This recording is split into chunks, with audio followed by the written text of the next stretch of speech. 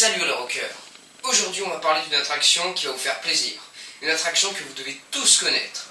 J'ai nommé Rock'n'Roller Coaster avec Aerosmith. Bienvenue dans The World of Disneyland. Wouh! Soundtracker prêt pour le lancement. Prepare for launch.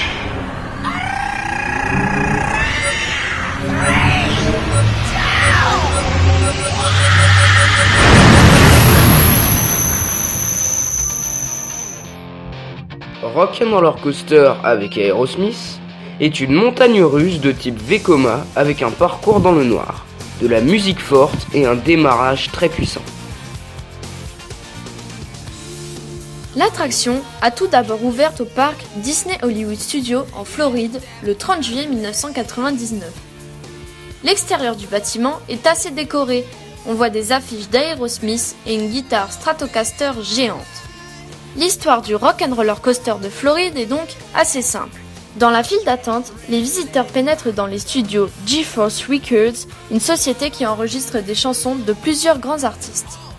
Puis les visiteurs rentrent dans une salle d'enregistrement.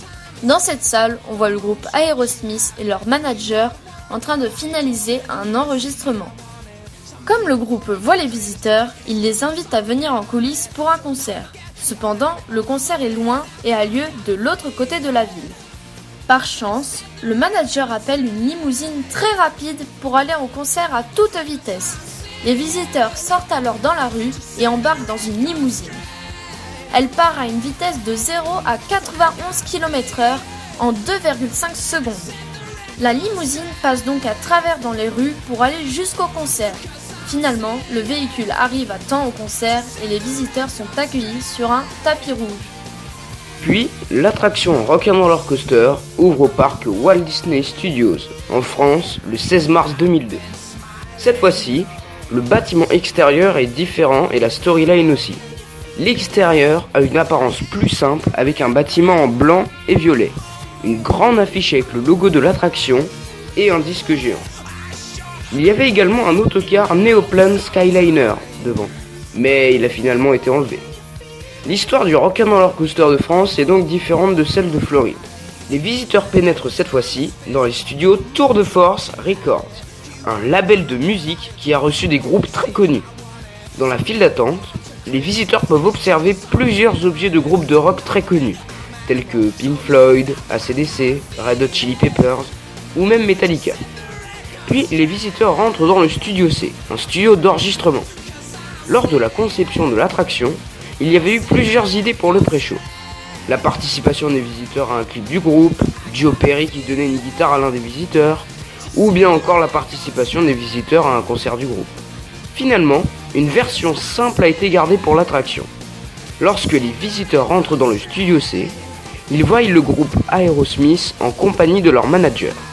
Le groupe vient de finir une séance d'enregistrement et est en train de remixer plusieurs de leurs morceaux. D'un seul coup, Steven Tyler, le chanteur et leader du groupe, débarque et déclare qu'il a vécu une expérience incroyable dans une voiture futuriste. Comme Steven aperçoit les visiteurs, il leur propose de tester cette fameuse expérience.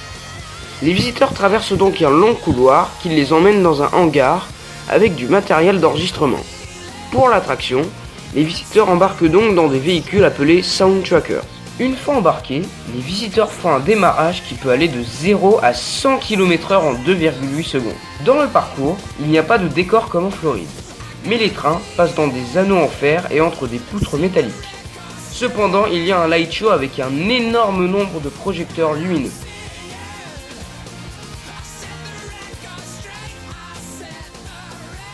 L'attraction Rock'n'Roller Coaster avec Aerosmith contient tout de même quelques secrets et quelques petits hommages.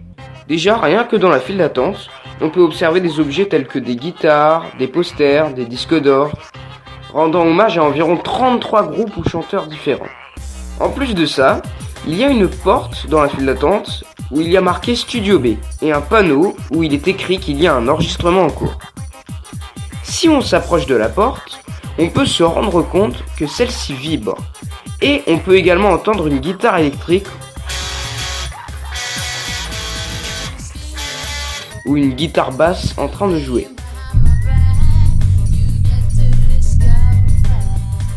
Il y a également le même secret dans la file Fast Pass, sauf qu'au-dessus de la porte, il a écrit Studio A. Il faut également savoir qu'il y a 5 bandes son différentes pour l'attraction. Chaque bande son a une couleur différente. La première bande son a la couleur verte et est composée des chansons Back in the Saddle Again et Dude Looks Like a Lady.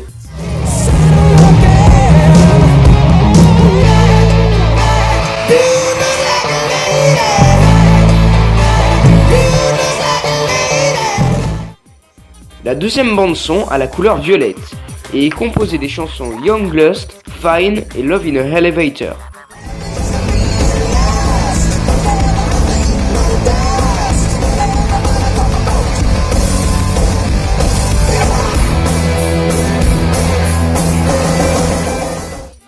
La troisième bande son a la couleur multicolore et est composée des chansons Love in a Elevator et Walk This Way.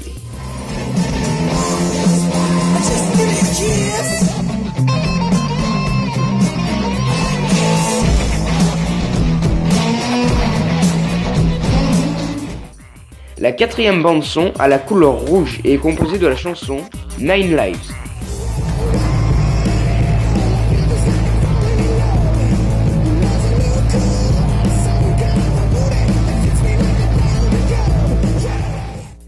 Et la cinquième bande son a la couleur bleue et est composée de la chanson Sweet Emotion.